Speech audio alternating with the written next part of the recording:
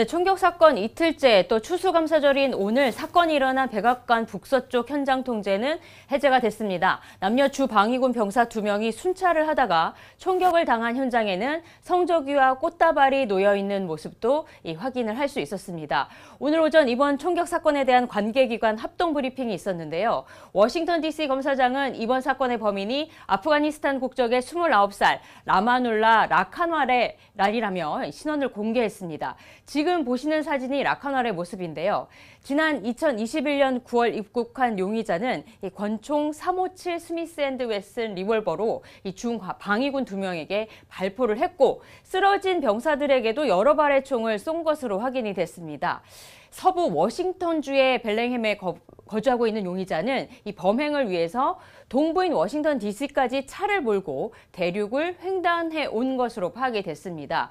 제닌 피로 워싱턴 DC 검사장은 미국의 수도를 표적으로 삼으려는 의도가 확실했다면서 법이 허용하는 최대한의 범위로 책임을 묻겠다고 말했습니다. 검사장의 말을 들어보시겠습니다.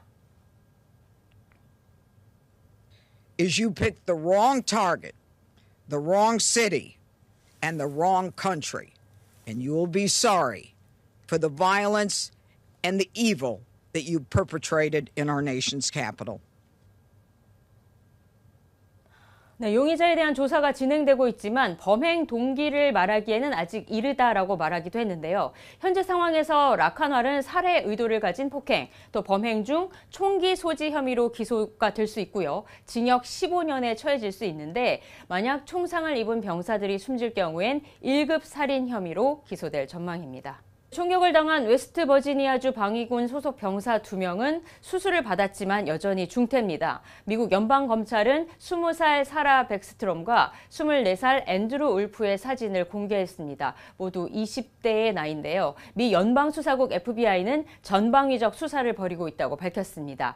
캐시 파텔 FBI 국장은 이번 총격 사건은 연방법 집행관에 대한 공격이라면서 워싱턴 DC 연방검찰은 물론 법 집행기관들과 함께 증거 수집과 탐문 조사를 진행하고 있다고 밝혔습니다. 또 용의자의 거주지를 포함한 전국 지역에서 어제부터 지금까지 압수수색을 진행하고 있다고 설명했는데요. 특히 라칸왈이 아프가니스탄 칸다하르에서 미 중앙정보국 CIA에 협력해 조 바이든 행정부 당시 미국에 입국했다면서 해외와 미국 내 관련자에 대한 조사도 함께 진행하고 있다고 강조했습니다. 파텔 국장은 특히 이번 사건이 바이든 정부의 책임이라고 말했는데요. 이 파텔 국장의 말도 들어보시겠습니다. As the judge said, this individual is in this country for one reason and one reason alone, because of the disastrous withdrawal from the Biden administration and the failure to vet anyway. 네, 추수감사절 연휴 플로리다에 머무르고 있던 트럼프 대통령도 앞서 성명을 내고 바이든 정부 당시 검증되지 않은 2천만 명의 외국인들이 미국에 들어왔다고 주장하면서 아프간 국적에 대한 이민 심사를 즉시 중단하도록 지시했습니다.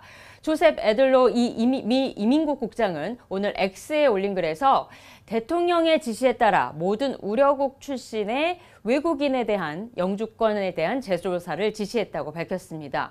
트럼프 대통령은 워싱턴 DC를 보호하기 위해서 군인 500명을 지금 현재 있는 주 방위군 2,000명에 더해서 추가로 동원하겠다면서 이번 사건을 계기로 반이민 정책 강화에 나설 것으로 전망돼 이 파장이 예상됩니다. 지금까지 워싱턴에서 전해드렸습니다.